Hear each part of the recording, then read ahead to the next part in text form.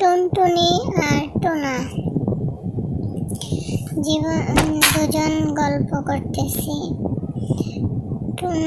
টুনটুনি বলতেছে, আমাদের যদি টাকা পয়সা থাকতো তবে কি মজাই না হতো। তোকে ভালোবেসে একখানা শাড়ি কিনে দিতে পারি না, টাকা থাকলে তোকে ভালো দেখে একখানা শাড়ি কিনে দিতাম, আমিও ভালো ভালো পোশাক নিতাম। যাদের টাকা আছে তারা টাকা দিয়ে ভালো ভালো পোশাক পরে কিনা ফুটানি দেখায়। তখন টুনটুনি বলল, দেখি যাদের টাকা আছে তারা খুব ফুটানি দেখায়। টোনা বলল, বনে সোনার মোহরের কলসি পাওয়া যায় শুনেছি, খুঁজে দেখো তো পাওয়া যায় কিনা।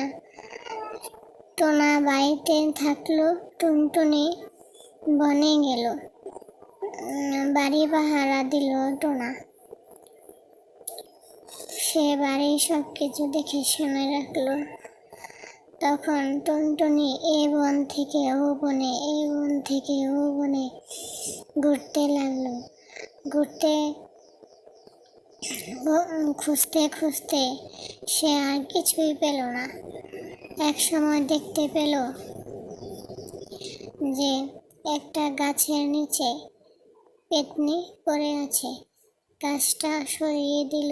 তখন পেত্নী বলল, তুই আমাকে বাঁচালে, আমার কাছ থেকে কি চাস?